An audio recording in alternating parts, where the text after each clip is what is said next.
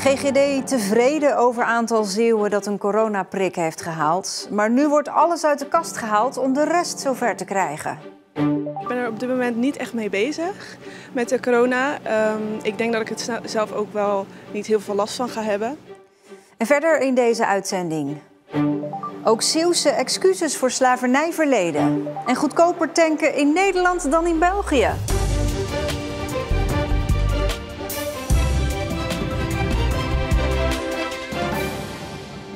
Goedenavond.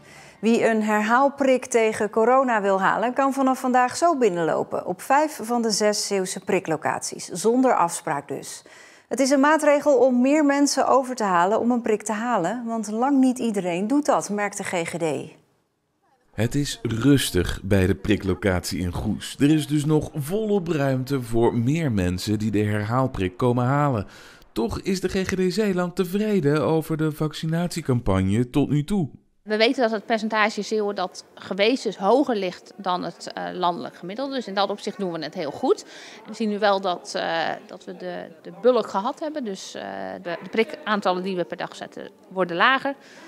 Maar we kunnen wel spreken over een goede campagne. Daarom is vandaag het aantal locaties waar je zonder afspraak terecht kunt uitgebreid. We hebben nu 3 locaties waar je zonder afspraak naartoe mag. Dat zijn Vlissingen, Goes en Terneuzen. En vanaf vandaag is dat ook in Middelburg en Zierikzee mogelijk. De prik moet meer bescherming bieden tegen de varianten van corona die nu rondgaan en de verspreiding van het virus zo afremmen. Toch heeft nog lang niet iedereen die ervoor in aanmerking komt zo'n herhaalprik al gehaald. Daarom roept de GGD iedereen op om er toch op zijn minst over na te denken. Laat je goed informeren, zoek de informatie op de betrouwbare websites. Heb je vragen, bel ons klantcontactcentrum en maak dan een weloverwogen keuze. En deze bezoeker verwoordt het iets directer. Ik vind iedereen zijn plicht heeft. Ook al heb je geen onderliggende kwalen, je bent verplicht om die prik te halen. Het is voor ons allen welzijn. Toch? Ja, vind ik wel.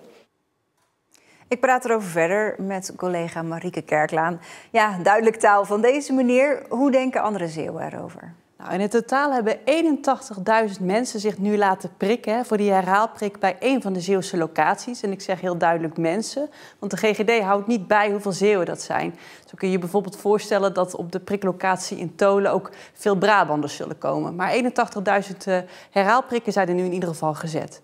Ja, en ja, je hoorde het ook al, een deel van de mensen zit daar toch ook nog niet bij, hè? Twijfelt erover of heeft zelfs al gezegd van ik doe het niet. Ik ben al een aantal keren besmet geweest of zijn zelfs prikmoe. En dat zijn ook wel reacties die we hoorden op straat in Goes. Nee, ik ben er op dit moment niet echt mee bezig met de corona. Ik denk dat ik het zelf ook wel niet heel veel last van ga hebben. Dus ik heb hem persoonlijk niet nodig. Misschien voor ouderen, maar voor mij zelf niet. Ik zelf heb de keuze gemaakt om geen 4e prik te nemen. Ik ben zelf ziek geweest van de prik. En ik heb zelf al 2 keer corona gehad en daarvan ben ik niet ziek geweest. Dus nu heb ik eigenlijk gewoon de keuze gemaakt om niet ziek te worden van die 4e prik. De herhaalprik tegen corona, hebt u die al gehaald? Vrij recent. Vorige week. Lang niet iedereen neemt die prik. Wat vindt u daarvan? Ja, het is iedereen's vrije keuze. Ik bedoel, dat moet iedereen zelf weten. Ik kan me best voorstellen voor jongeren die misschien corona gehad hebben, dat ze zeggen van nou, ik zie de noodzaak er niet zo van in. Ja, wat zijn de verwachtingen van de GGD voor de komende tijd? Nou, de hoop is in ieder geval dat nu door het zo makkelijk mogelijk wordt gemaakt. Hè. Je kunt daar binnenlopen op verschillende locaties. Dus zonder afspraak dat ook gaat gebeuren. Hè. Dat mensen niet meer hoeven te bellen of online een afspraak te maken. Dat dat dus mensen stimuleert die nog twijfelen om toch die prik te gaan halen.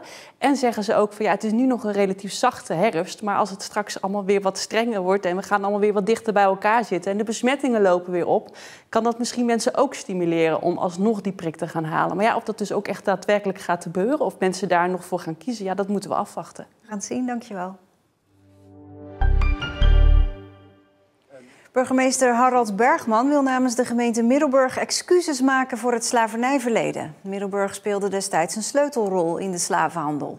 Dit komt na het nieuws dat het kabinet met excuses komt, want dat was voor de burgemeester doorslaggevend. Dus het was ook niet de discussie of we het gaan aanbieden, maar wanneer we het gaan aanbieden. De voorzitter van Kitty Kotti Zeeland is heel erg blij met het nieuws en ze kijkt hierdoor hoopvol naar de toekomst.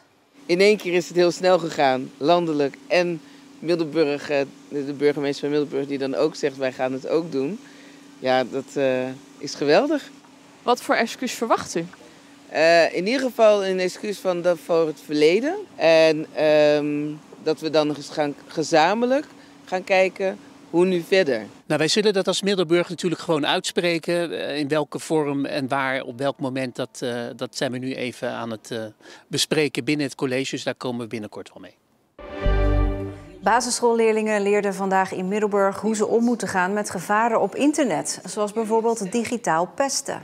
Ik werd een keer bij een spelletje of zo, als je iets doet, word je meestal uitgescholden en dat is helemaal niet leuk. De hele wereld gaat meer online. Dus het is logisch dat er online dan ook meer criminaliteit plaatsvindt. Zoals bijvoorbeeld de woninginbraken worden minder, maar de bankpasfraudes die worden meer.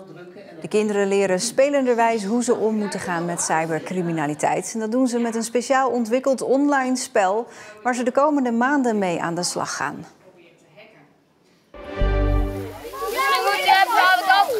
Want hij gaat bijna vallen.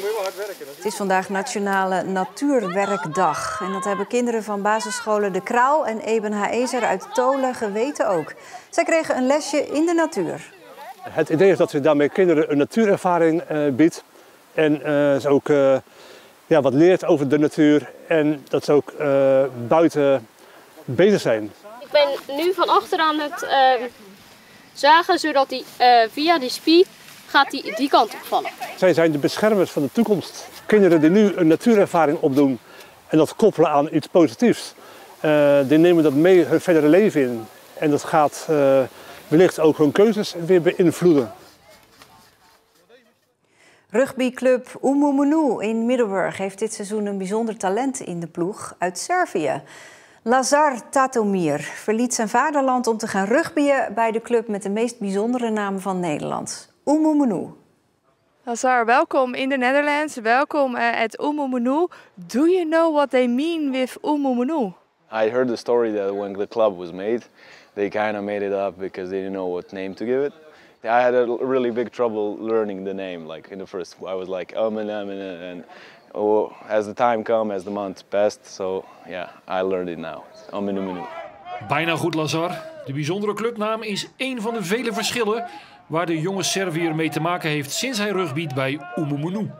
Well, there's a quite big difference, in the qualities, because I used to play in Serbia in the first league for the rugby club Rad, and they were like, they and the rugby club Partizan were two greatest teams in Serbia, so we would always fight each other for the first places in every tournaments, every leagues and everything. Here, like, every team is on the same, even better quality, so it's just much more better for me and my experience as well. Tatomir kwam via social media in contact met Oemomunu. En na een gesprek met coach Phil Lek was de overgang al snel in kannen en kruiken. De keuze voor Nederland is wel overwogen. When back and I was in Serbia, I also knew that Netherlands had a good rugby. I also knew that they play Six Nations B. That's basically like after the first Six Nations. So they're really good at it. I really want to prove myself. I want to show that I can be a capable player and prove myself and be a better player in the end, because that's the most important thing. Ontwikkelen bij Oemomunu, dat is dus het doel. Maar nieuw in Nederland zijn er voor de Serviër ook buiten het veld voldoende uitdagingen. It's quite an adventure because, I came here like I didn't know exactly nothing. Didn't know nothing about Zealand as well.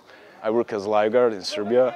So like there's all those beaches, I really like that. But right now the only way is rugby and everything else will come at time. Met zijn tries moet Tatomir Oemomunu dit seizoen helpen aan de nodige punten. De Walgense rugbyformatie degradeerde vorig seizoen, maar wil snel terug naar het hoogste niveau, de ereklasse. They're playing a level lower at the moment, but yeah, they really want to go to the highest level. Yeah, they're like balloons. They're just waiting to explode. So I believe that they'll, get into the first level, like the highest one, as soon as possible.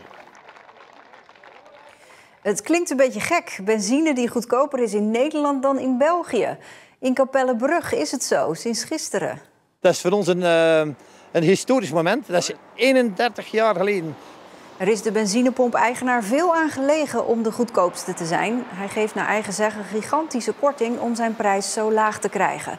Maar hij hoopt er ook flink van te profiteren. En rekent op veel zuiderburen die nu naar Nederland rijden om te tanken. Ik ben zeker vanaf het moment dat die 1 of 2 cent profijt doen, dan gaan die er zeker staan, als ze het weten.